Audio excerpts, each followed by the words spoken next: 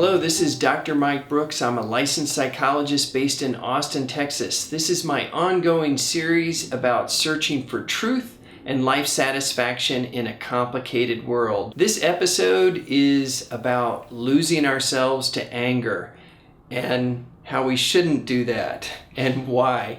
So I was very inspired. I'm a big fan of the Dalai Lama. If you've watched a few episodes, you might have gotten that. One of the things he said in life, that it's important to be true to ourselves, like to thine own self be true. That's a Shakespeare quote.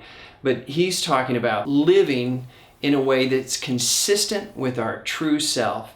And he said something really important and profound about when we get angry.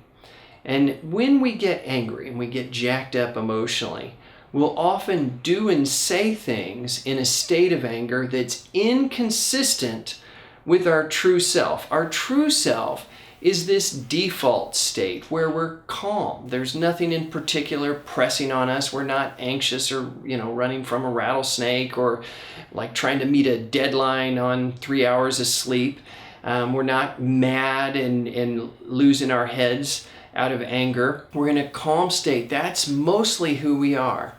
And we find when we act in a state of anger, think of texts you might have sent out in a state of anger, or posts to social media, or responses to someone's posts on social media, something that you've said to your partner or friend in a state of anger.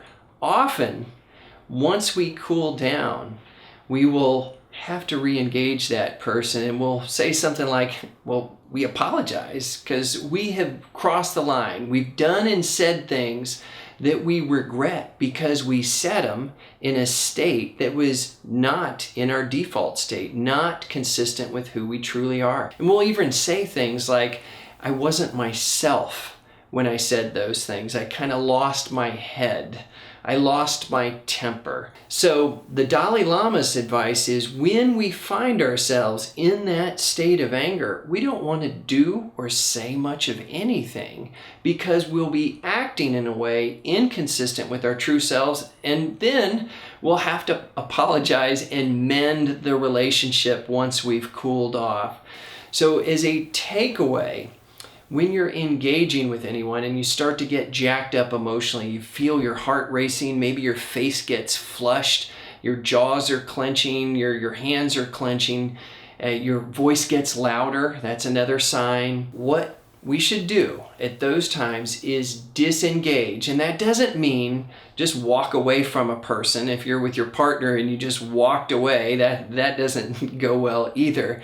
But what we should do is say something like, look, I'm getting really upset right now and I need to cool off. I do want to address this. I know we should talk about this, but I can't do it right now in the state I am. I might say things I'll regret. Let me cool off and then I can re-engage later. So there are some of these things we truly need to re-engage. Some it might be, referring to my last episode, a political argument that we get in that just isn't even worth it. So at that point you might say, hey, we have to agree to disagree. It's just not going to be helpful to continue on. So again, we don't want to lose ourselves to anger. We want to catch ourselves as we're ramping up emotionally early on, and then find ways of cooling down.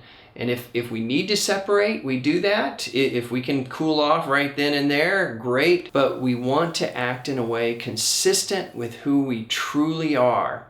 So I want that to be the takeaway, and try it every day. And we have plenty of opportunities.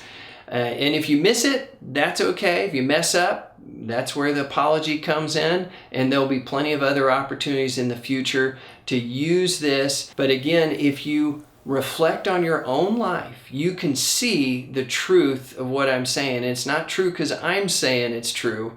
Your own experience tells you that when you lose your cool and you do things in that state, say things, you usually regret it and it doesn't turn out well. So remember that and use that as motivation to cool yourself off when you're getting upset. This has been Dr. Mike Brooks. Thanks so much for joining me today, and I look forward to seeing you again soon.